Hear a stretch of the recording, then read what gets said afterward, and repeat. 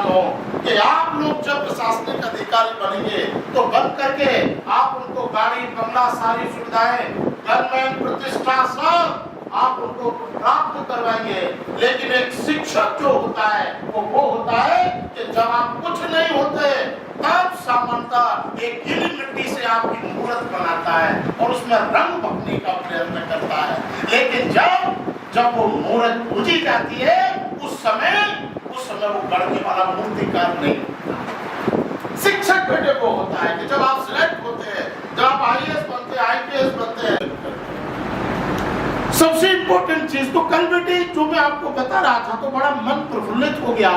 अपने ही बच्चे बैठे थे सामने और जब मैं उनका पूरा जो मैं देख रहा था, उनका प्रपत्र फॉर्म देख रहा था, उसमें लिखा था कि ग्रेजुएशन आर्यन्स कॉलेज, तो मन बड़ा खुश हो गया कि देखिए हमारे बच्चे आज और बड़ा अच्छी तैयारी है। वो तो आप ये मान करके चलिए कि 19-20 अभी कुछ कारणों से रिजल्ट डिले हो गया, नहीं तो अभी कम से कम मैं समझता हूँ कि इस कॉलेज का एक बहुत बड़ा बच्चा बहुत बड़ी तादाद में आज 21-22 साल में महत्वपूर्ण पद पर अभी और सिलेक्ट हो गया होता। जैसे ये दीपाली चंदोरिया, ये लड़की 20 साल की एज में डीवाईएसपी बनी है, पीछे देखिए ये डीवाईएसपी 20 साल की एज में, उस समय मिनिमम एज 20 हुआ करती थी। फर्स्ट अटेम्प्ट और पहले ही प्रयास में टॉप रैंकिंग टॉपर। और आप देखिए चूंकि डीएसपी बनना था उसको अब 52 एसडीओ की एज समय बहुत कम एज में 20 साल की एज में डीवाईएसपी सिलेक्ट होने वाली, एमपीपीएससी में सिलेक्ट होने वाली ये पहली लड़की है। इसने इतिहास बना दिया। और बगल में ही एक और आप देख रहे हैं कि वहां पर भी आप देखेंगे अशोक जादव बहुत कम एज में 21 इयर्स में ये सामंत जो है डीवाईएसपी सेकंड टॉपर रहा। वहां पर आज ये श्योपुर इस समय डीएसपी है। अभी कोई एज नहीं है, आप देख सकते हैं 7-8 साल की तो सर्विस हो गई और अभी एज क्या है, कुछ नहीं। कंपटीशन हुआ, उसके बाद फिर बहुत सारे बच्चे आए, रीवा के, बालाघाट के और शहडोल से बच्चे थे और बेटे पूरे एमपी का बच्चा था जो कल इंटरव्यू ले आया। मुझे बड़ी खुशी हुई कि इतने अच्छे बच्चे हमारे प्रदेश में हैं, जो बच्चे आज इतना अच्छा कर रहे हैं। हमारे यहाँ के बच्चे, बाहर के बच्चे बड़ी तल्लीनता से लगे हुए, उनके टैलेंट को देख करके बड़ी खुशी होती है। और मैंने देखा कि कई सारे बच्चे बीई किए हुए, फिर वो बीई करने के बाद उनने तैयारी शुरू की और उसके बाद आज उनकी 28-29 इयर्स की एज में बेटे आज वो साक्षात्कार दे रहे हैं। बस एक ही बात मैंने उनसे कहा था कि अगर आपने 12वीं के बाद ही अगर ये चीज सोच ली होती कि आपको अपने जीवन में करना क्या है, तो आज आपका ये जो समय है ना 7-8 साल का, ये खराब नहीं होता और आज आप भी 21-22 साल में सिलेक्ट हो गए होते। आपको जीवन में जो भी करना है, जो भी बनना है, वो सब कुछ बेटे आप बन सकते हैं। उसका सबसे बड़ा कारण क्या है, ये सारी कवायद में क्यों करता हूं, आपको यहाँ बुलाने के पीछे रीजन क्या है? यहाँ बुलाने के पीछे रीजन ही ये है बेटे कि आज 12वीं के बाद मैक्सिमम बच्चा यहाँ 12वीं पास आउट बैठा है। अच्छे एग्जाम में पास तो सभी बच्चे होते हैं, बहुत अच्छी मेहनत करते हैं, हमारा रिजल्ट बहुत अच्छा रहता है। आज आप 12वीं के बाद अब आपको जीवन में करना क्या है बेटे, उनको ये पता ही नहीं रहता कि जाना कहाँ। किसी ने कहा अरे भाई चलो बीए कर लेते हैं, किसी ने कहा बीएससी, किसी ने कहा चलो अपन तो इंजीनियर बनते हैं बीई करेंगे, किसी ने कहा हम डॉक्टर बनेंगे। मैं बेटे हमेशा एक चीज कहता हूँ, इस देश को अच्छे इंजीनियरों की भी कमी बहुत आवश्यकता है, क्योंकि इस देश में अच्छे इंजीनियर बहुत कमी है। श्रीधरन जैसे इंजीनियर आज भी बेटे इस देश में बहुत कम है ना। एम विश्वेश्वरैया जैसे इंजीनियर आज भी इस देश में बेटे बहुत कम। इस देश में डॉक्टरों की भी आवश्यकता है बेटे, इस देश में डॉक्टरों की भी आवश्यकता, इतनी पॉपुलेशन है। और आप समझ सकते हैं बेटे कि यहाँ पर हेल्दी सोसाइटी के लिए, स्वस्थ समाज के लिए डॉक्टरों की भी आवश्यकता है। और इस देश के शासन प्रशासन को चलाने के लिए हम तो सामान्यतः युवा प्रशासनिक अधिकारी, युवा आईएएस, आईपीएस, इनकी भी आवश्यकता है, टैलेंटेड ब्यूरोक्रेट्स की भी आवश्यकता है कि आज आपको अपने जीवन में करना क्या है, अपने जीवन में आपको बनना क्या है, आपको आजीविका प्राप्त। बहुत ज्यादा दूर हम नहीं रह सकते। आपको पता है कि आजीविका तो बेटे प्राप्त करनी ही पड़ेगी। माता पिता कब तक खिलाएंगे? आज आपको बेटे पढ़ा रहे हैं, परसों करेंगे बेटा, एक ना एक दिन आपको आजीविका तो प्राप्त करनी है ना। अब आजीविका आप कैसे प्राप्त करना चाहते हैं, कौन सा करना चाहते हैं, ये सारी चीजें आपके ऊपर निर्भर। एक ही बात कहता हूं कि भगवान क्या कहते हैं, कर्मण्येवाधिकारस्ते मा फलेषु कदाचन।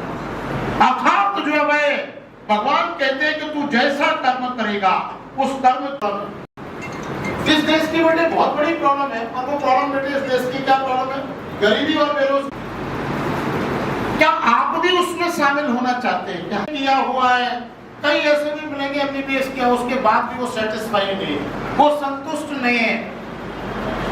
आज पीजी किया हुआ है, एमएससी किया है, एमए किया है, लेकिन सब मैं जैसे भी इंटरव्यू ले रहा था, मैंने उनसे पूछा कि बेटा आपने ये जो मैकेनिकल इंजीनियरिंग की, जब आपको इस फील्ड में जाना ही नहीं था तो आपने अपना समय और पैसा क्यों बर्बाद किया?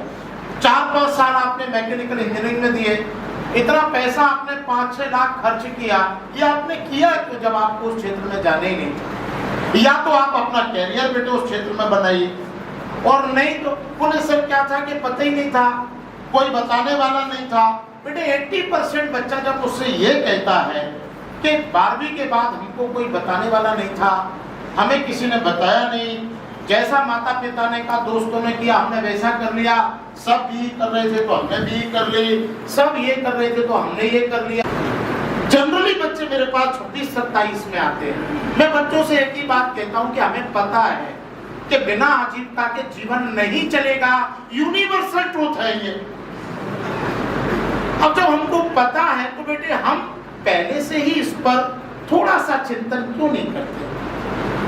हम सारा कुछ करें, मैं ये नहीं कहता हूं, आप अपने जीवन में एंजॉय भी कीजिए, पर बेटे एक यूनिवर्सल जो ट्रूथ अंदर एक हमें अपनी ऐसी स्थिति तो बनाना है कि लोग कम से कम हमारे कार्यों में अपनी सहमति दें। और इसके साथ साथ हम जब ना भी रहे तो लोग, आपने कहा विवेकानंद, सबने कहा कि सामर्थ्य जो है, बाबा साहब आपने कहा कि मैं भी जो है वैसे ही जीवन जी रहा हूँ जब सब जी रहे, वो भी बहुत अभाव में थे, तो क्या आज वो बाबा अंबेडकर साहब बन पाते क्या? आज इस देश के संविधान को रच पाते क्या? नहीं रच पाते बेटे। अगर गांधी जी ने भी सोचा होता कि मेरे पिताजी तो बढ़िया दीवाने, पैसे की कोई कमी नहीं है, मैं अपने धक्के खाऊं, तो बेटे आज जिनका आप आज नाम ले रहे थे, आधा सर और आधा आप बोल रहे थे, क्या वो नाम आज आप लेते? लाखों करोड़ों बेटे यहाँ पर बरसात के कीड़ों की तरह लोग पैदा होते हैं और एक रात बस केवल जीते हैं और सुबह पैरों तले मर जाते, कोई नहीं पूछता। ऐसी भीड़ में अगर आपको शामिल होना है तो आपकी मर्जी है, लेकिन अगर जो नाम आपको दिलाया जा रहा था, आधा नाम आप बोल रहे थे, अगर आपको बेटे ऐसा बनना है तो आपको इनकी तरह, इनसे सीख करके इनकी तरह आपको जीवन जीना होगा। और मैं हमेशा कहता हूं, हो सकता है आप महात्मा गांधी ना बन पाए, हो सकता है आप डॉक्टर अंबेडकर साहब ना बन पाए, यह भी हो सकता है कि आप स्वामी विवेकानंद ना बन पाए, लेकिन मैं हमेशा एक चीज कहता हूं कि अगर चंद्रमा को प्राप्त करने का प्रयत्न किया जाए तो हो सकता है कि चंद्रमा प्राप्त ना हो, लेकिन सितारों के बीच कहीं आपका जहाज जरूर होगा। आप अंबेडकर ना सही, लेकिन अपना एक मुकाम तो स्थापित करें। इसलिए बेटे अगर जीवन में कुछ भी करना है, आज सबने का आनंद जादून, तो बेटे आनंद जादून तो बहुत छोटा सा शिक्षक है, लेकिन बेटे बचपन से आज तक, आज भी आप देख रहे हैं, 2 रात से सोया नहीं, कंटिन्यूस सफर करके पूरा कल 9.5 घंटे चेयर पर बैठा रहा, सिर्फ और सिर्फ 2 गिलास पानी और 1 कप कॉफी, और खाना बेटे कल से लेकर के, परसों से लेकर के अभी तक नहीं खाया। शुक्रवार को शाम को खाना खाया था बेटे, उसके बाद से लेकर अभी तक खाना नहीं खाया। क्यों? समय नहीं मिला बेटे। बच्चों के लिए कल इतना, चूंकि यहाँ आना था, कंटिन्यूस समय नहीं था इतना। क्योंकि बेटे आज भी मैं एक ही चीज चाहता हूं कि कल को आप ये ना कहें, जैसे आप बच्चा कहता है 12वीं में कोई बताने वाला नहीं था, आप ना कहें कि 12वीं में कोई बताने वाला नहीं था, किसी ने हमको गाइड नहीं किया, किसी ने हमको झकझोरा नहीं कि जागो बेटे जागो। जितने भी महान लोग हुए, जितने सफल लोग हुए हैं, उन्होंने कभी भी सामान तक चैन की नींद नहीं ली, और यही कारण है कि बेटे आज वो सफल है।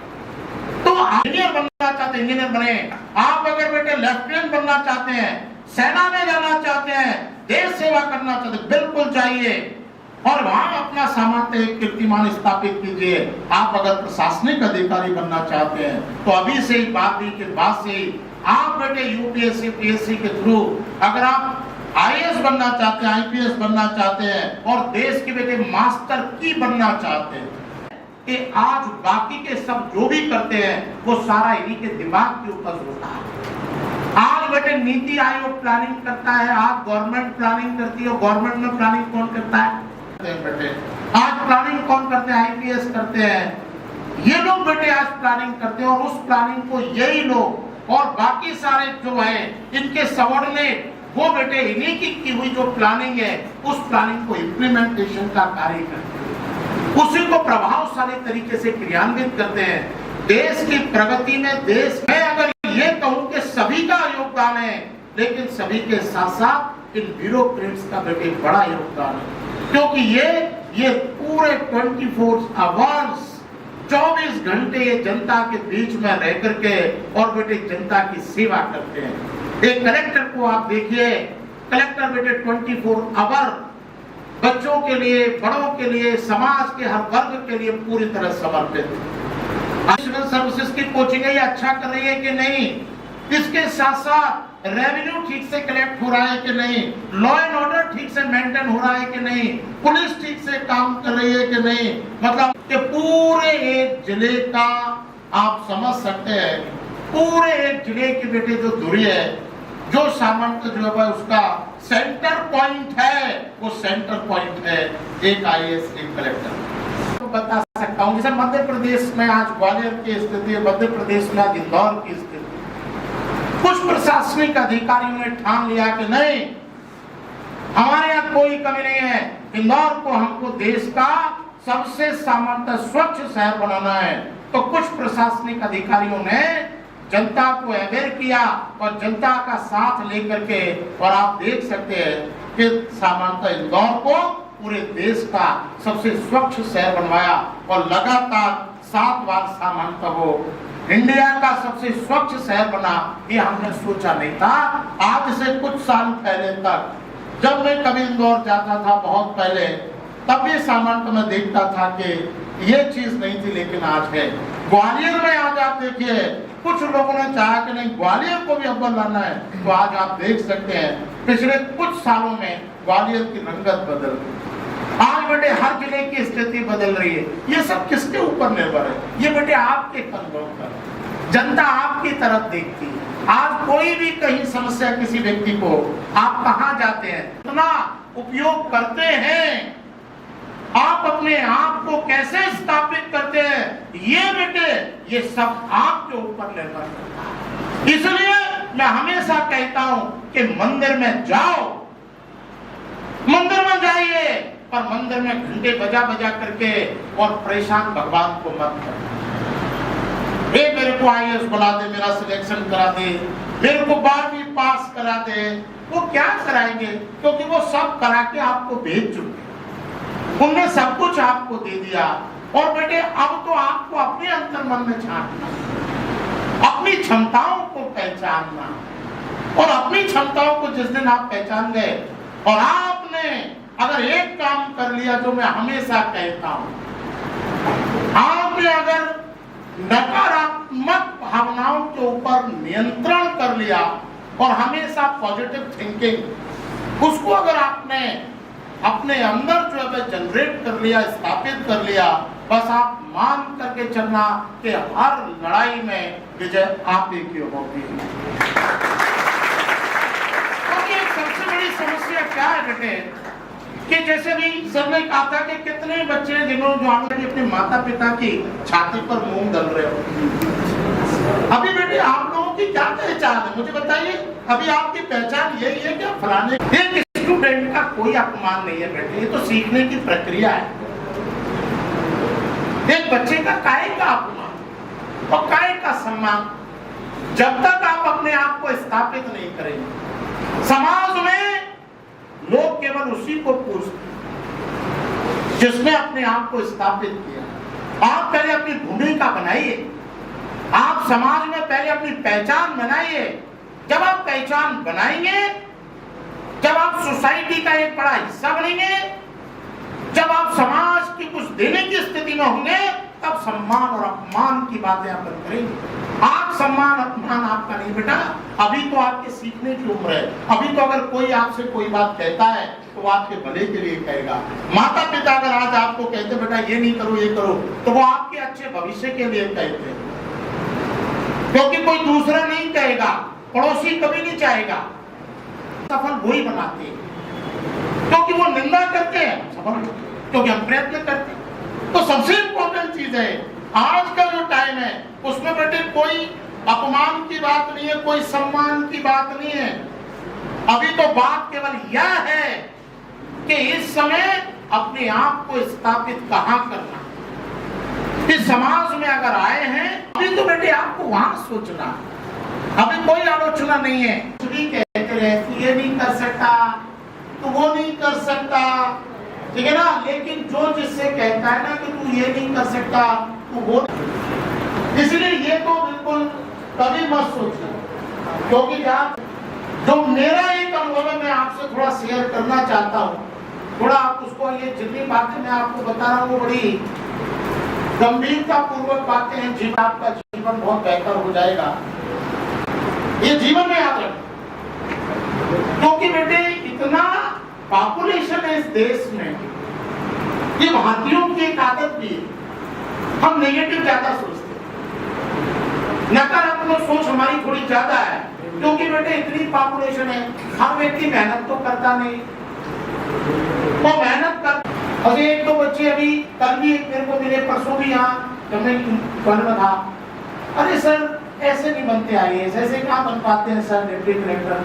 कहा कि ये फालतू में यहाँ पड़ा हुआ है ग्वालियर में, और ये जो है क्या करेगा, इससे अच्छा ये बढ़िया बिजनेस, हमारे इतना बड़ा बिजनेस है सब है हमारे। मैंने कहा और ये बच्चा इतना होनहार है कि ये मेरी फोटोकॉपी है, फोटोकॉपी मशीन। वो आज भी जब मेरे से मिलता है, बात करता है कहीं फोन पर तो नमस्कार नहीं करता, वो आज भी जब बात करता है तो मेरे से कहता है सर प्रधान नगरिया नगर जी सोलहास। मैं कहता हूँ यस बेटे, ये प्रधान नगरिया नगर जी सोलहास, ये हमारे यहाँ बोर्ड जो जितना साल पहले वो मेरा स्टूडेंट रहा था, आज भी जब बात करता है तो इस तरह से बात करता है। तो जनरली वो फोटोकॉपी मशीन था, मुझे पता था कि ये बच्चा इतनी मेहनत करता है। एक बार उसकी बहुत तबीयत भी खराब हो गई, तो यहाँ से कुछ बच्चों को नहीं बनते, ऐसे ये नहीं होता। और बेटे क्या हुआ, उस बच्चे ने एग्जाम दिया और एग्जाम देने के बाद वो बच्चा एक और रिंग के पैसे एमएलएडीएम वाले रह गए। फिर दोनों बच्चे बेटे एक साथ सिलेक्ट हुए, एक की रैंक थी 12वीं, एक की रैंक थी 8वीं, और एमपीपीएससी में दोनों डिप्टी कलेक्टर बने। और आप विश्वास नहीं करेंगे, उस समय लगभग पोस्टें 55-60 पोस्टें थी डिप्टी। आपकी ग्वालियर में लैंड रिकॉर्ड डिपार्टमेंट में भी होती है कुछ समय के लिए। तो एक दिन मैं अपने स्कूटर से आ रहा था, उस समय 15-16। तो जब मैं स्कूटर से आ रहा था तो मैंने देखा कि 5-7-8 गाड़ियां नीचे खड़ी हुई है, वो भी सब पीली बत्ती लगा कर। तो मैं तो डर गया था, मैंने कहा आज लगता है आनंद गार्डन के यहाँ लगता है आज रेत पड़ी गई बिल्कुल पक्का। तो मैं डरा सहमा ऊपर आना था, मैंने देखा कि मेरे बच्चे खड़े थे, सिलेक्ट हुए, जितने सारे नीचे से ऊपर तक गना भैया। मैंने कहा क्या बात है, पूरे साहब आए। ऊपर देखा तो पूरे के पूरे बच्चे जो उस बैच के सिलेक्टेड थे वो सब आए थे, और वो जो बच्चा मेरा स्टूडेंट था उसके फादर भी आए थे वही। उन्होंने मुझसे कहा 60-65 डिप्टी कलेक्टर ने मेरे पैर छुए क्योंकि मैं अखिलेश का पिता हूँ, और कलेक्टर साहब ने मेरे पैर छुए। मतलब हम एक सिपाही बहुत बड़ी वो रखता है। आज समझ में आया कि मेरे बेटे का खेल। मैंने कहा सर आपका बेटा, मैंने कहा आपका बेटा बहुत टैलेंटेड और ये बच्चा बहुत आगे जाएगा, आप विश्वास नहीं करेंगे। उसने यूपीएससी का प्री मेंस निकाला, उसके बाद आईएएस का भी निकाला, पर उस समय उसकी ट्रेनिंग थी तभी उसका इंटरव्यू था तो वो जा नहीं पाया।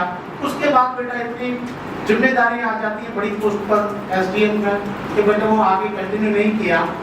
तो जनरली बहुत सारे बच्चों को मैंने देखा है कि इतनी शक्ति है और दुनिया की कोई भी ताकत हमें हमारे रास्ते से चिढ़ा नहीं सकती। दुनिया की कोई भी ताकत आपको चिढ़ा नहीं सकती बेटे। इसलिए कभी भी जीवन में ये नहीं सोचना कि मैं ये नहीं कर सकता, मैं वो नहीं कर सकता, मैं ये नहीं कर सकता। मैं हमेशा एक बात कहता हूँ कि स्वामी विवेकानंद ने कहा था कि आप बहुत कुछ और सब कुछ कर सकते हैं।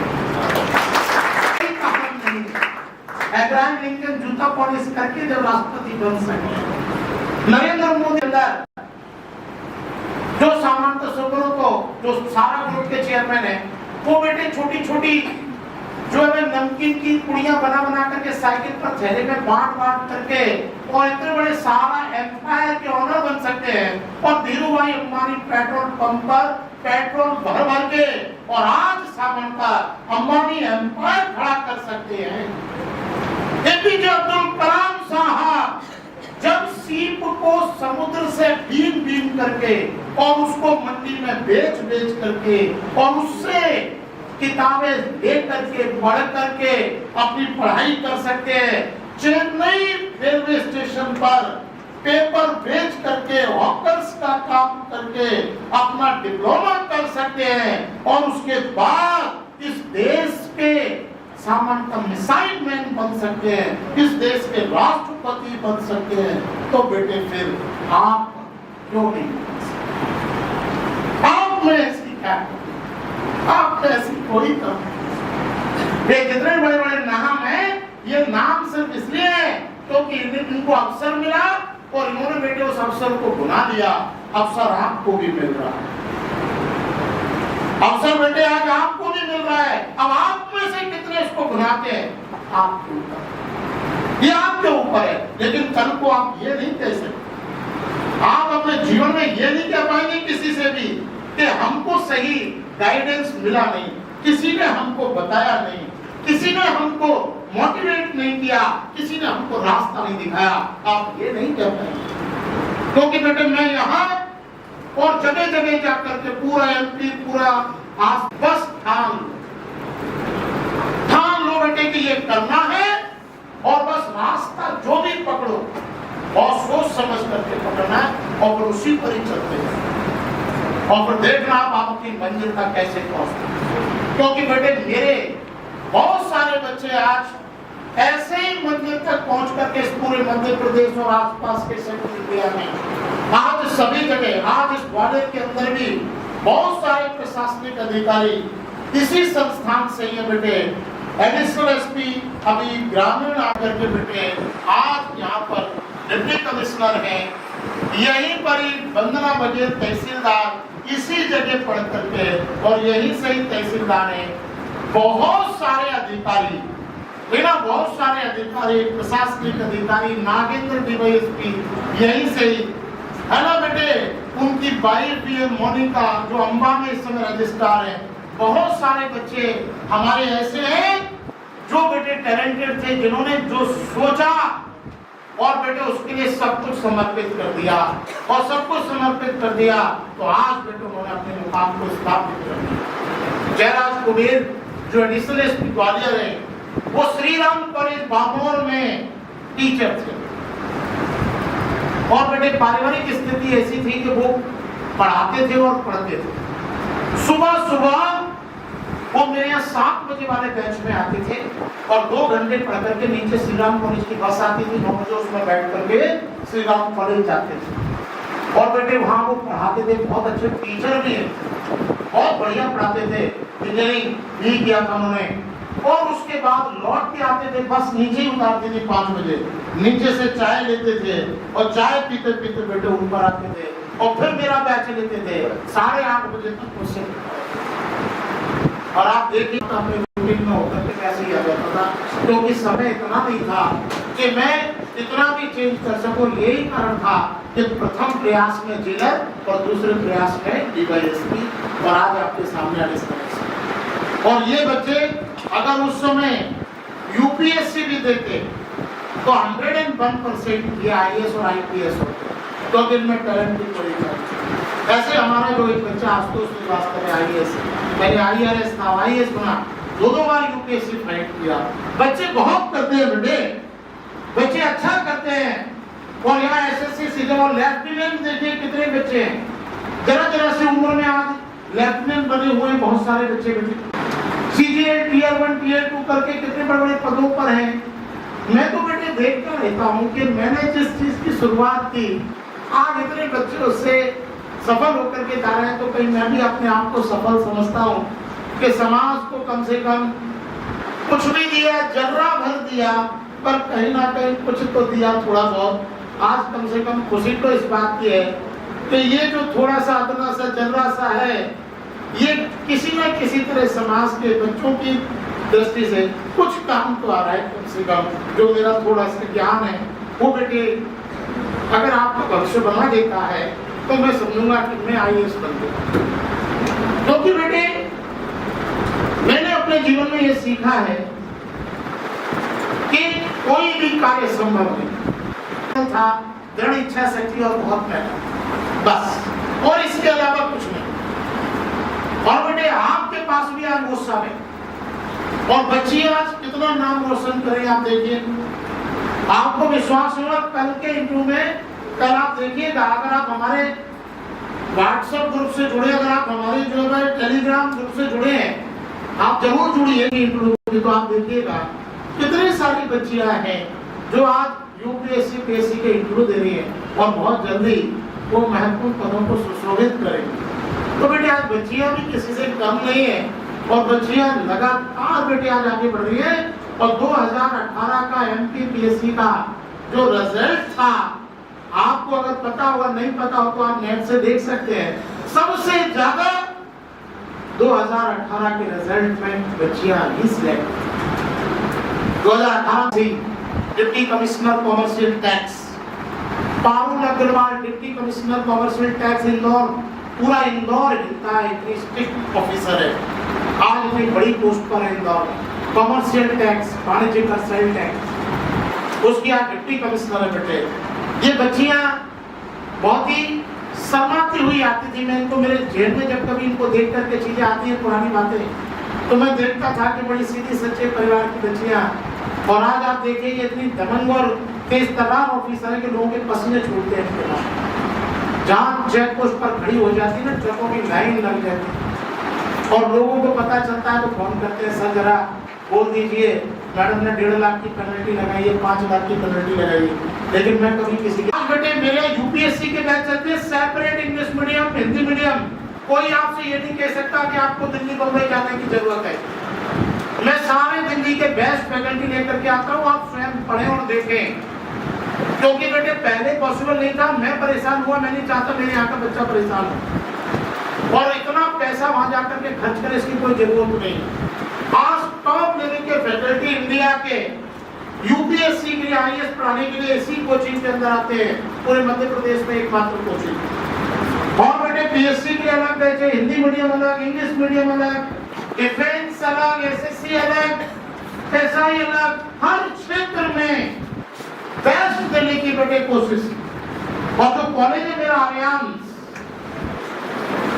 उस कॉलेज में BA, BSc, BCom, CA, BSc, computer science, BCA सब है। और बेटे कंपटीशन यूपीएससी के साथ एक तरह से फ्री है, जिसकी फीस अगर आप हमारी तरह के प्राइवेट, हमारे लेवल के अगर अन्य कॉलेज में देखोगे तो उन कॉलेजों में 2.5-3 लाख रुपए केवल बीसीए, बीएससी कंप्यूटर साइंस या बीए दोनों साथ में चल रहे हैं।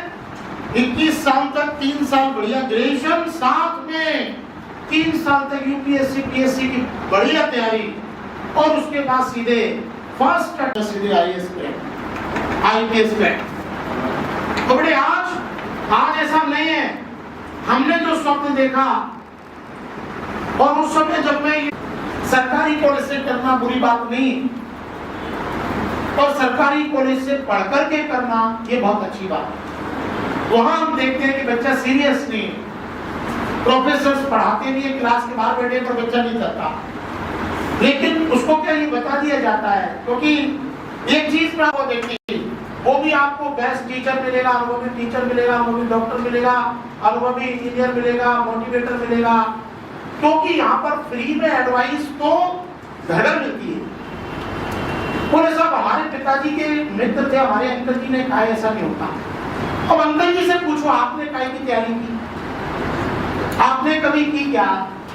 जब आपने नहीं की तो आपको क्या पता? अब डॉक्टर के पास जाते हो ना, क्यों जाते हो? पर्चा बनवाते हो, 500 रुपए फीस देते हो, क्योंकि डॉक्टर को उस फील्ड का ज्ञान है, उस क्षेत्र का ज्ञान है। आप इंजीनियर के पास जाते हो, वो पूरी प्लानिंग करता है आपके घर के लिए। आप टीचर के पास जाते हो, फीस जमा करते हो, बाद में पढ़े आते हो तो उसको अनुभव है। फिर आपने और मैं किसी को इस तरह की एडवाइस कभी खुद भी नहीं देता, और देना भी नहीं चाहिए। एडवाइस वो दो जिसका आपको अनुभव हो, जिसका आपको ज्ञान हो। अगर आप किसी रास्ते पर खुद चले हैं तो आप दूसरों को बता सकते हैं तो वो रास्ता कैसा, लेकिन जिस रास्ते पर कभी आप नहीं चले, आप दूसरे को कैसे सजेस्ट कर सकते हो? फिर ये बात समझ में नहीं आती, और इससे लाखों युवा गुमराह हो जाते, और गुमराह होकर के बेरोजगारों की लिस्ट में उनका नाम दर्ज हो जाता संख्या में शामिल। और फिर कहते हैं कि मोदी जी, शिवराज सिंह देखो रोजगार नहीं दे रहे। अरे रोजगार कहां से दें? आपने रोजगार प्राप्त करने की काबिलियत भी तो हो, आपने ज्ञान भी तो हो।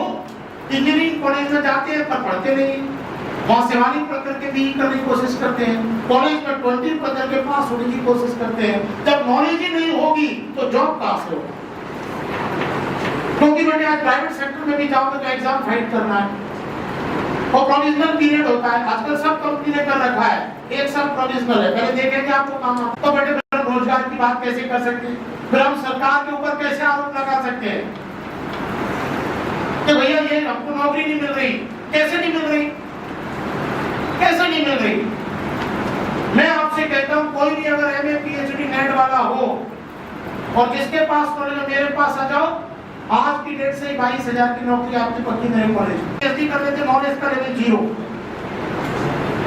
सबसे इंपॉर्टेंट चीज है बेटे कि आज आपके पास अगर नॉलेज है ना, तो बेटे जो जॉब है ना वो ऐसे ठोकर मारता, ये एक गई, ये दूसरी गई, वो ऐसे जॉब छोड़ता जाता है।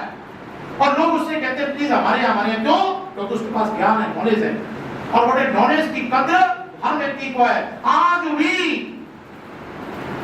बेटे कोई भी सरकारी कंपनी, कोई भी गवर्नमेंट सेक्टर, सब जगह वैकेंसी प्रयत्न नहीं किया। अगर वो रोजगार के लिए ईमानदारी से प्रयत्न करता तो बेटे वो कभी बेरोजगार नहीं होता।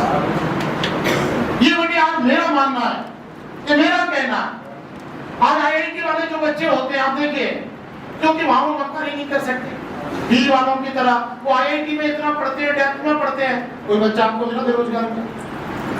मिला तो मुझे बताओ, मैं रोजगार तो अपने नहीं मिलेगा, हो ही नहीं सकता। हाँ, ये हो सकता है कि वो कम पैकेज को छोड़ दे बड़े पैकेज के लिए, वो एक अलग बात है, पर बेरोजगार नहीं होंगे बेटे। वो अगर MA अगर हिंदी भी है, नेट PhD है, तो आपको पता, आप आइए जो भी नेट PhD में 40,000 दिलवाता हूं पर मंथ। सबसे इंपॉर्टेंट चीज है बेटे, कमी तो हम में ही है, और हम बेटे कमियां दुनिया में ढूंढते हैं। इसलिए बेटे बेरोजगारी इसलिए है क्योंकि बेटे आप रोजगार के लिए ईमानदारी से प्रयत्न नहीं करते। आज बेटे आप बच्चे 12वीं के बाद आज आप अपने बेटे कैरियर बनाने की दिशा में आगे बढ़ रहे हैं, पहला कदम बढ़ाएंगे आगे। और बेटे मैं यहाँ पर आपको आज बुला करके, बेटे मेरे कॉलेज में बहुत कम सीटें हैं, कोचिंग में आपको पता होगा बेटे हाथ भर जाती है, और जगह बेटे मेरे रहती, बहुत बच्चों को मुझे लौटाना पड़ता है कॉलेज में जो कोचिंग है।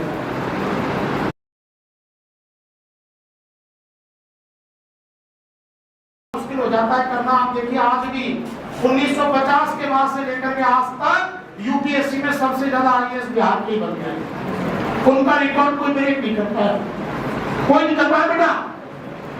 तो इसलिए रीजन कि बेटे वो लोग समर्पित होकर मेहनत करते हैं, वो ये तो देखते ही नहीं है कि फल क्या मिलेगा, वो तो कहते पहले हम ये देखें कि हम कितने तैयार हैं, हम कितने तैयार हैं। पहले वो अपने आप एक एक मेल, एक एक पुरुष आईएएस से कम नहीं है कोई भी।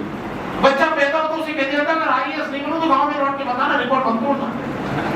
तो बच्चा बेटे आईएएस बन गया था। कई गांव ऐसे जीके का प्रश्न बेटे, कई गांव ऐसे जिनमें हाँ बच्चा ही आईएएस। हमारे यहाँ क्यों नहीं है एमपी में? क्योंकि बेटे एमपी में हम 75,000 लोगों ने पटवारी के लिए अप्लाई किया। हम 12,75,000 पटवारी के लिए अप्लाई कर रहे हैं। मैं कभी ये नहीं कहता कि कोई भी पद और कोई भी कार्य छोटा या बड़ा है, क्योंकि सारे कार्य महत्वपूर्ण है, हर पद महत्वपूर्ण है। पर बेटे मैं एक बात हमेशा कहता हूं कि जब हमारे पास समय है, हमारे पास एनर्जी है, एज है, तो पहले बेटे सर्वश्रेष्ठ टॉप लेवल के लिए प्रयास करें ना।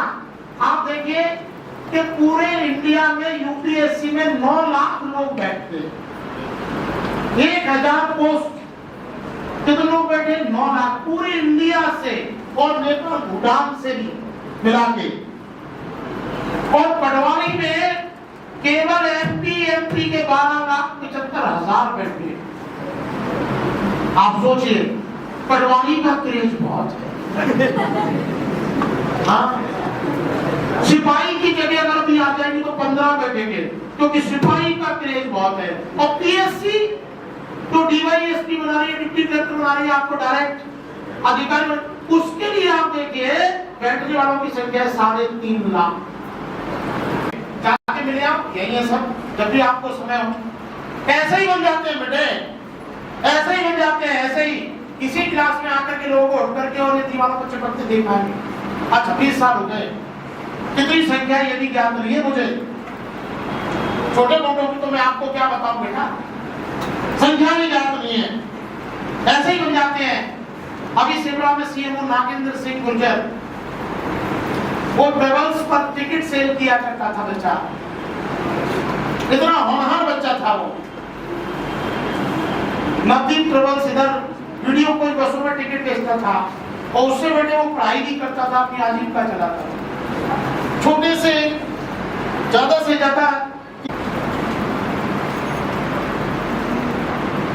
और बेटे एक बार में मेरी गाड़ी भी खराब हो गई तो मैं बस से गया, वीडियो को से लास्ट टाइम पहुंचा तो बेटा मैं मंदिर लौट के जाऊंगा। वो आ गया, घर से निकला 3 मंजिल चढ़, और उसके बाद आप देखिए उस बच्चे ने टिकट बेचता था रात में और बाकी समय पढ़ता था। और प्रथम पीएससी प्रथम प्रयास direct chief municipal officer CMO, और आज के डेट में सेवड़ा से समझ रहे आप बेटे, बच्चे ऐसे नागेंद्र सिंह गुर्जर से निकल जाते। ये सत्येंद्र सिंह देखा होगा, बढ़िया जो है तैराक है, इस समय इंटरनेशनल प्लेयर हो गए हैं ये बेटे। इसी कोचिंग में यहाँ पर 3 मंजिल आज भी आंखों से चढ़ करके आता, दोनों पैरों से निकला। वो बच्चा इतना, उस जैसा बच्चा मैंने नहीं देखा, इतना क्रेज, इतना साहस, पता नहीं बच्चा कहां से लाता है वो। और मुझे इस बात का बड़ा हाथों से तैर कर, और उस समय यहाँ पर कलेक्टर साहब से पी रही, उन्होंने उसकी बड़ी मदद की और थोड़ी बहुत मेरे से जो बंद पड़ी बेटा मैंने दी, मेरी जो आदत है। और बेटे वो बच्चा, उसको लोगों ने विश्वास नहीं किया, किसी ने सहायता नहीं की, ना सरकार ने की ना किसी ने, क्योंकि ऐसे बच्चे पर हर कोई दाव नहीं लगा सकता। लेकिन बेटे और इस समय बेटे वो लगभग सारे आपके जितने भी महासागर हैं सबको तय करके सबको मारता है। तो बेटे इतना बड़ा इंटरनेशनल लेवल का प्लेयर बना वो आज भी जब आता है तो बेटे वो आज सीढ़ियों पे चढ़ करके ही आता है यहाँ आज। तो उसके 2 पैर नहीं, लेकिन हौसले बेटे आसमान से भी उठाया हीरे बेटे आज इस संस्थान से निकल करके गए।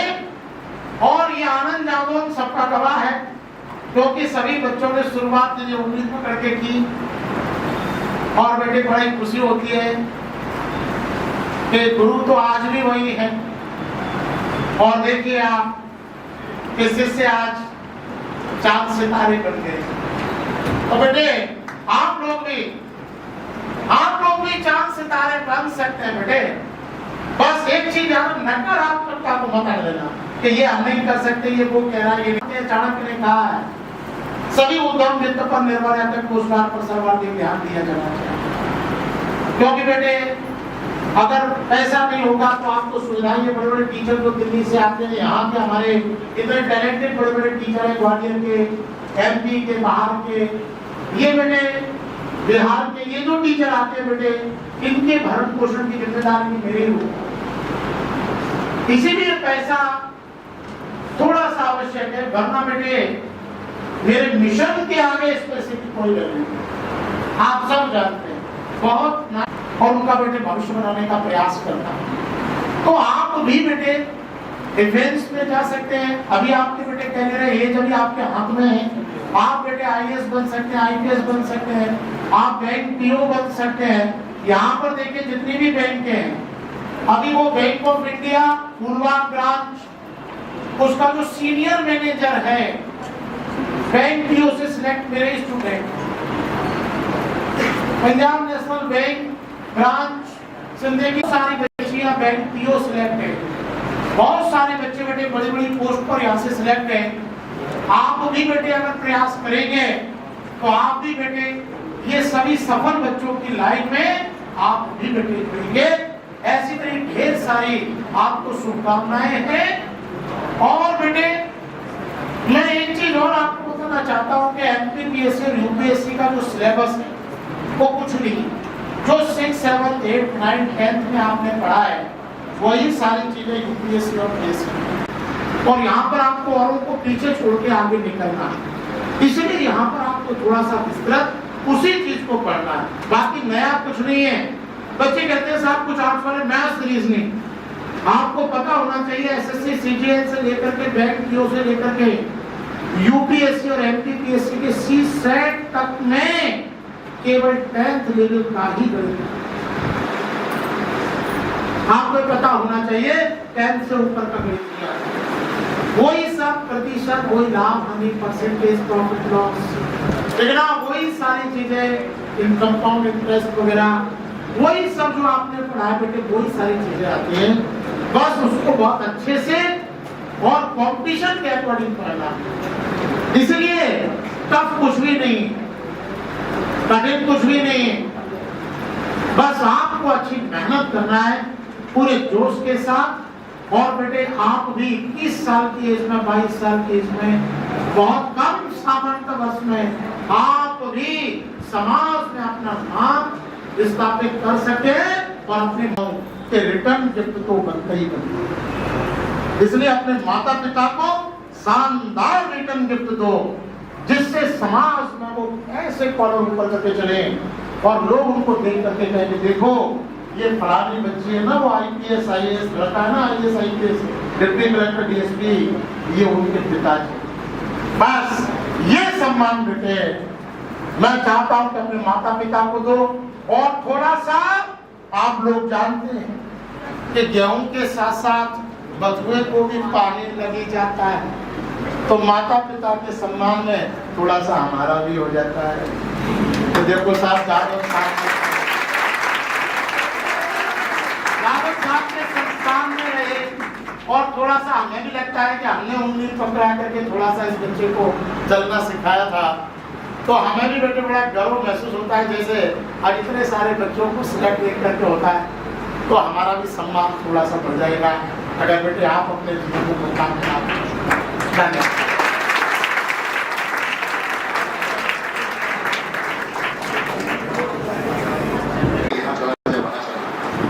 विकल्प मिलेंगे बहुत, मार्ग भटकाने के लिए, विकल्प मिलेंगे बहुत, मार्ग भटकाने के लिए संकल्प, डिटर्मिनेशन, संकल्प एक ही काफी है मंजिल को पाने के लिए।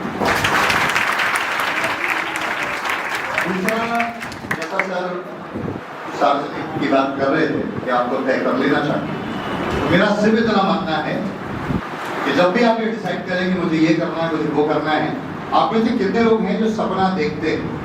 सपना कितने लोग? अच्छा, नहीं कुछ और नहीं देखना है, पॉजिटिव। तो सपना अगर आप लोग देखते हैं बुराई नहीं है, हम लोगों ने भी देखा है, बड़े बुजुर्ग भी देखते हैं, आप बड़े बुजुर्ग आपके लिए देखते हैं, फर्क इतना है। लेकिन एक सबसे बड़ा अंतर ये है आप बच्चों में कि सामान्य तौर पर आप बच्चों के सपने हर 3-4 महीने में बदलते हैं। अरे वाह, ये जिंदगी ज्यादा अच्छी है, तो मैं उसकी कोशिश करता हूँ या करती हूँ, मैं इसका प्रयास करता हूँ, ये करती हूँ। मैं ये नहीं कह रहा हूँ कि वो बुरा, लेकिन उसके 3-4 महीने के बाद में आपने किसी IAS IPS को देख लिया किसी कार्यक्रम में, आपने देखा उसको सैल्यूट मिल रही है, उसको इतना मान सम्मान मिल रहा है, आपने तुरंत अपना सपना बदला, मैं तो ये बनूंगा, ठीक है। उसके तुरंत बाद 3-4-5 महीने के बाद आपने किसी मंत्री महोदय को देख लिया, आपने देखा ये IAS IPS आप उनके पीछे खड़े हो, अब आपने बनना ही जी जाना सही है, ठीक। उसके तुरंत बाद आपने 3-4 महीने बाद किसी बाबा बैरागी को देखा जिसको बड़ी सारी माला वाला डली, और आपने देखा उनके चरणों में ये IAS IPS भी है, ये मंत्री भी हैं, और जो बिजनेसमैन है वो भी हैं। आप अपने दिमाग चला जी जाना सही है, इसमें एजुकेशन की भी जरूरत नहीं है, क्योंकि IAS IPS क्रैक करने के लिए क्या करना पड़ेगा? उसको पार करना पड़ेगा। तो जो संकल्प की बात सर ने की थी, मैं सीधे तरह कहूं कि राह के पत्थर को भी चकनाचूर होना चाहिए, राह के पत्थर को भी चकनाचूर होना चाहिए, पार चाहे एक हो लेकिन भरपूर होना चाहिए।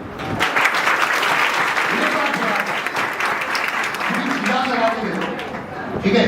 और जैसा सर ने माता पिता के लिए कहा था, तो हम लोग कई बार क्या करते हैं कि माता पिता का कुछ बच्चे ऐसा कहते हैं आपने मैंने नहीं किया क्या, और मेरा ऐसा मानना है कि हम लोगों को एक बात हमेशा याद रखनी चाहिए कि आप में से कुछ लोग कुछ दिनों के बाद कमाने लग जाएंगे, ऐसा आप में से कुछ लोग कुछ दिनों के बाद कमाने लग जाएंगे, उन्हें लगता होगा कि जीवन में ठिकाने लग जाएंगे, और जो लोग अपने माँ बाप से मुंह चलाते हो, समझ लेना अपने माँ बाप के जैसा बनने में जमाने लग जाएंगे।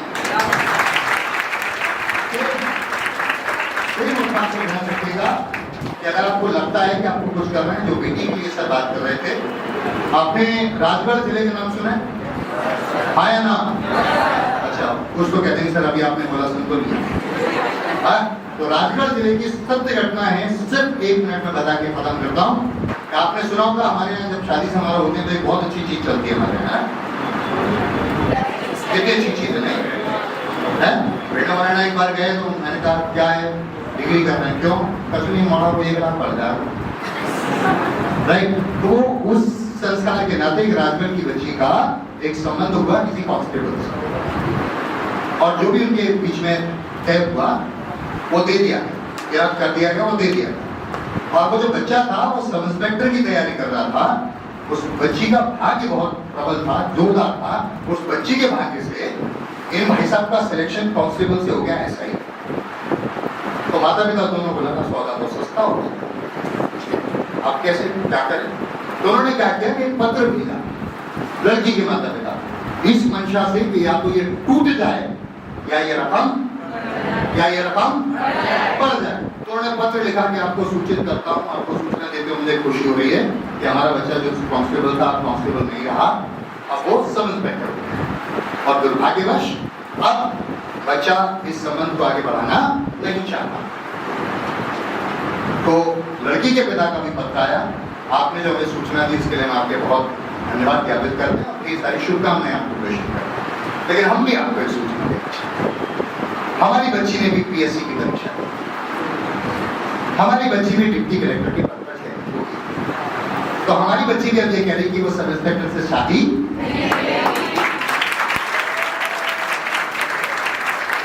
इसको हम लोग बोलते हैं अज्ञात योग्यता, अंग्रेजी बोलते हैं इसको डार्क हॉर्स, है ना? तो कभी इसको छोटा मत समझो, ठीक?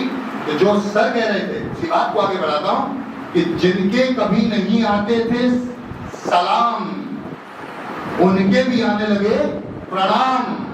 और मेरा वक्त क्या बदला, कम वक्त मेरे नींद से पड़ते भी आम आने लगे। तो समझिए इन सब के बाद जिन बच्चों ने भी, अच्छा कितने बच्चे जिन्होंने टेस्ट नहीं दिया, अभी टेस्ट नहीं दिया, तो आप सब बच्चे एक एक करके रूम नंबर 6 ये बगल में है ना। आप लोग प्लीज होते हैं क्योंकि मुझे इन बच्चों को कुछ इन्फॉर्मेशन देनी है अभी इनके रिजल्ट से संबंधित। तो जिन बच्चों का भी टेस्ट नहीं हुआ है वो मैंने कहा था ना 2 बाय 4 वेरी गुड, तो वो एग्जाम का रिजल्ट आपको बिल्कुल पता लगेगा। लेकिन जो बड़ा रिजल्ट है, क्योंकि हम इस आयोजन को पूरे मध्य प्रदेश में करते हैं, ठीक है, 52 जिले के करीबन हो गए, तो हम ऑलमोस्ट 52, ये आपको मिलेगा जून फर्स्ट वीक में इसका रिजल्ट। लेकिन आज जो आपने टेस्ट दिया है उसका रिजल्ट आप लोगों को अभी मिलेगा, उसकी ट्रॉफीज और उसके सर्टिफिकेट्स आप लोगों को आज ही मिलेंगे। उसके लिए आपको आगे का इंतजार करने की जरूरत नहीं है। लेकिन ये समझ लीजिए कि जैसे लीग मैचेस होते हैं, लीग के बाद में क्वार्टर फाइनल, क्वार्टर फाइनल के बाद में सेमीफाइनल, और सेमीफाइनल के बाद सेमीफाइनल के बाद और फाइनल में जो व्यक्ति आएगा वो आप व्यक्ति कॉमन नाम है बेटा, मैं हम लोग। और अब मैं संक्षिप्त रूप से अपनी बात रखने के लिए उन्हें बुला रहा हूँ जो सम्माननीय आनंद यादव साहब और हमारे सामने उपस्थित हमारी बेटियां और बच्चे। बेटा तैयार कोई करना है, चलो उनकी शैली में पहले एक बात कह दो, उसके बाद थोड़ी सी चर्चा करूंगा। कर्म की क्यारी में ध्यान से सुना था, कर्म की क्यारी में निष्ठा के बीज बोना, परिश्रम के जल से सींच सींच कर बढ़ना, और सफलता के जो पुष्प खिलेंगे वो प्रसिद्धि की सुगंध चारों तरफ फैलेंगे। आपका जो गौरव है, आपकी जो गंध है वो आपकी सफलता से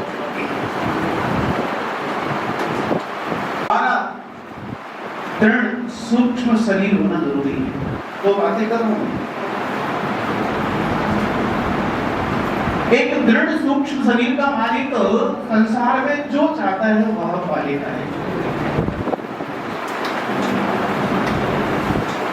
दृढ़ सूक्ष्म शरीर, एक दो शरीर है हमारे साथ, तीसरा भी है, लेकिन उस तीसरे की अभी आपको आवश्यकता नहीं है। पर याद रखना, ये ताकतवर होता तभी है। थोड़ी देर और सुन लो, तुम्हारे लिए चर्चा कर रहा हूं। आप देर बहुत हो गई, मुझे पता है, पर ध्यान रखना, दृढ़ता पूर्वक सूक्ष्म शरीर जिसके पास है वो संसार में जो चाहे वो कर सकता है। दृढ़ हो ही नहीं सकता, ताकतवर नहीं हो सकता।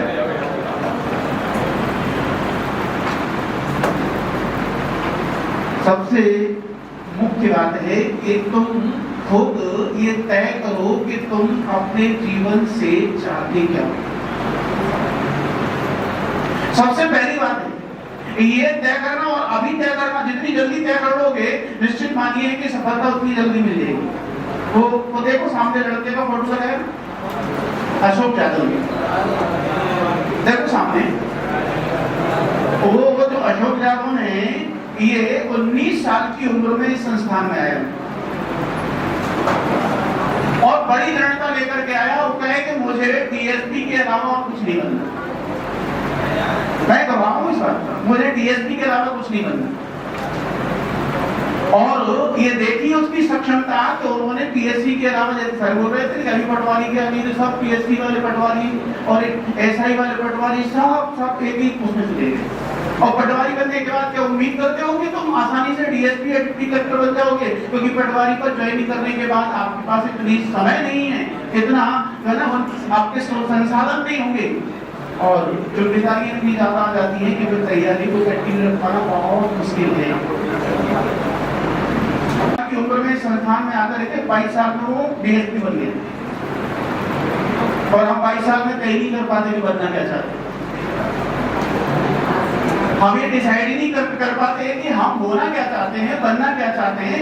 सच मानिए कि हम में से बहुत सारे लोग जैसे कह रहे ना कि अभी हम मंत्री बनना चाहते हैं, कभी किस सबसे पहली जरूरत है कि आप अपने आप से, दूसरे से नहीं, दूसरे से मिलेगा वो तो कृपा से मिलेगा, लेकिन आप अपने आप से चाहते क्या हो, आप खुद को कहां देखना चाहते हो, किस रूप में देखना चाहते हो, उस रूप में देखना आरंभ कर दो। अपने चित्त में वो रूप बसा लो अपना, जिस रूप में आप अपने आप को देखना चाहते हो।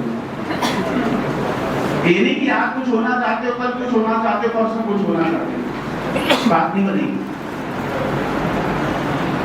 होना क्या चाहते हो ये बहुत महत्वपूर्ण है। तुम अपने से क्या चाहते हो ये पहली सीढ़ी है। हम आखिर होना क्या, अभी तो मनमर्जी का कार्यक्रम चलता है बहुत लोगों का। हाँ, मैं ये करूं, मैं वो करूं, मेरी मर्जी, पर मन की मर्जी से मंजिल नहीं मिला करती।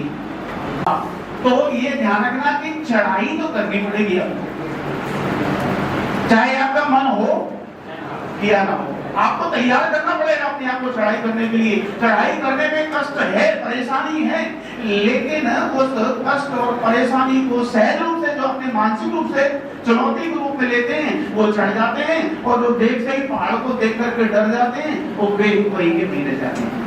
लेकिन चढ़ाई की ये नहीं ना, क्योंकि हम जिस स्तर पर हैं उससे ऊपर जाने के लिए ही हमको प्रभु ने, परमात्मा ने इस प्रकृति में पैदा किया है कि जहां है वहां न रहे, हम जीवन की ऊंचाई तक पहुंचे। तो चढ़ाई करनी पड़ेगी, परिश्रम करना पड़ेगा। बिना परिश्रम के, पर परिश्रम भी कहाँ, प्यार का परिश्रम है, परिश्रम सफल सार्थक नहीं होता। गोलंबर के चक्कर काटने वाला भी बड़ा परिश्रम करता है। हाँ, उसे पता है, बिल्कुल टाइम टेबल बांध लेता है। घर से निकल करके चक्कर काटना है, उस कॉलेज के चक्कर काटना है, 2 बार इस कोचिंग के सामने से निकलना है, 4 बार उस कोचिंग के सामने से निकलना है, और लौट करके घूम फिर करके घनचक्कर बन के अपने घर में लौट आता है। लौट के बुद्धू वह दुर्गति है। तो ये तय लो कि तुम गोल गोल घूमते रहोगे क्या, और ये देख लो अच्छी तरह से कहीं गोल गोल तो नहीं घूम रहे हो। अच्छे से देख लो इस बात को कि तुम गोल गोल तो नहीं घूम रहे हो, या सीधी दिशा में तुम्हारी गति है।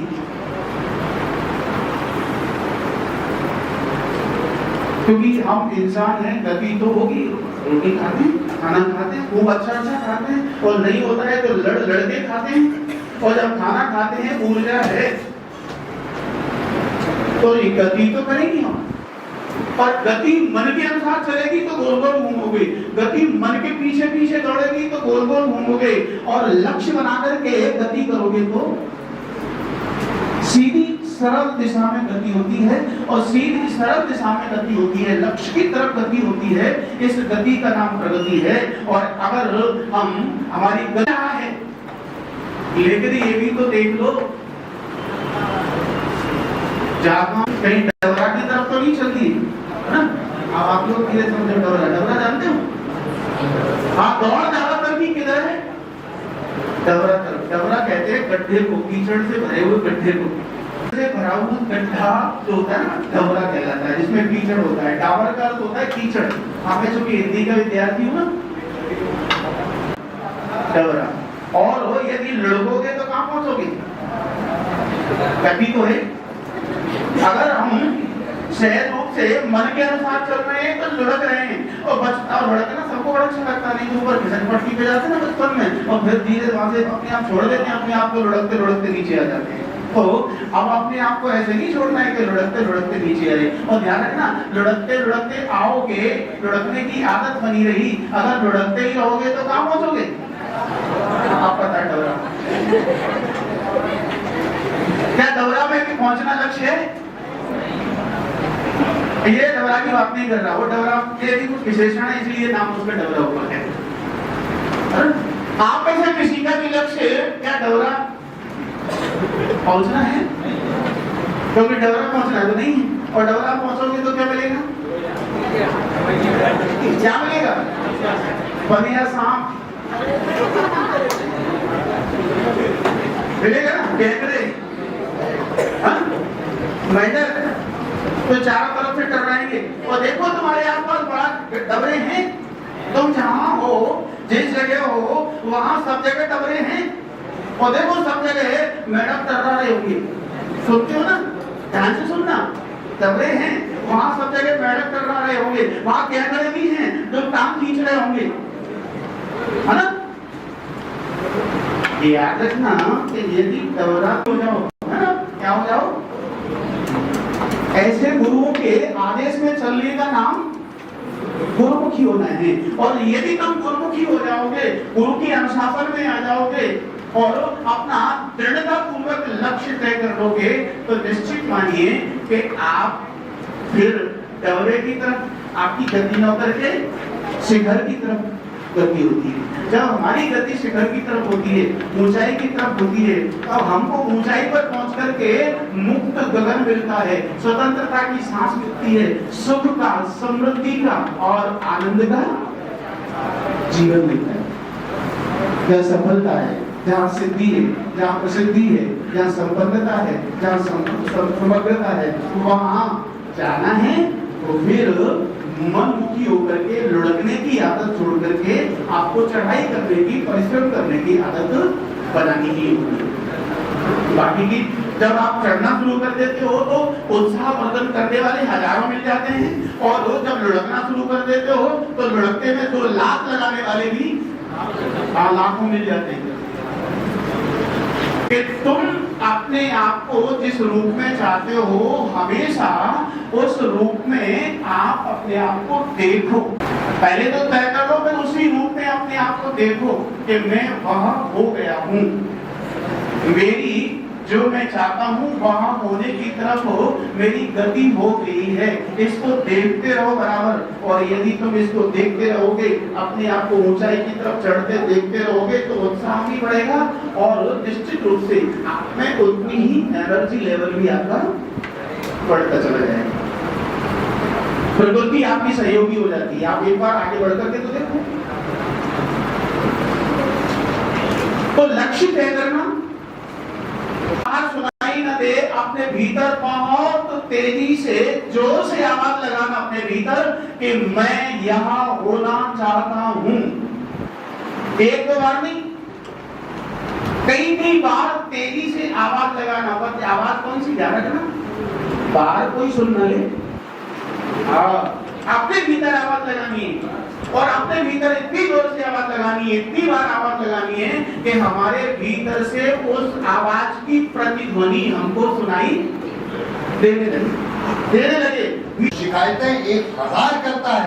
आदरणीय यहाँ विराजमान हैं, उनके जीवन में उनसे भी निवेदन करूंगा, आग्रह करूंगा कि वे भी मंच पर आए। तो मैं आवाज देता हूँ सीधा सीधा, तब तक बजाते रहो जब तक व्यक्ति ना आए।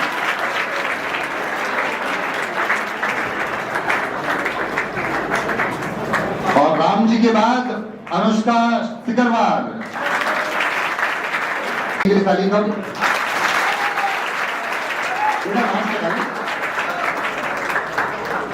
उसके बाद में मथुरा वृंदावन किसकी परिक्रमा करने जाते हो?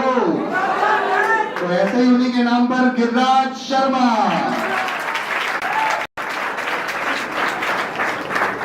उसके बाद और उसके बाद में भजन के साथ में होने वाला कीर्तन, तो कीर्तन शर्मा। जोरदार बजाओ, जोरदार।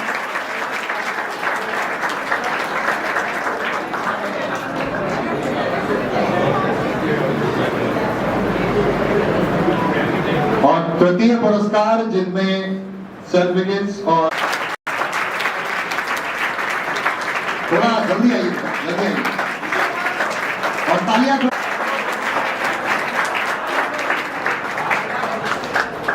और द्वितीय पुरस्कार जाता है नंदिनी।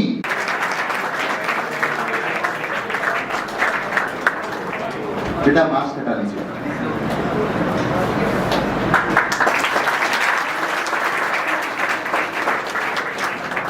शनिवार इतवार को रात को 9:30 बजे सोनी चैनल पर एक कार्यक्रम आता है।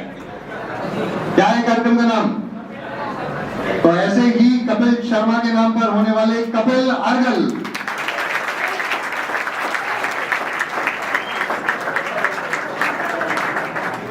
प्रथम पुरस्कार जाता है इस बच्चे को, तो एक बार जोरदार तालियां के लिए।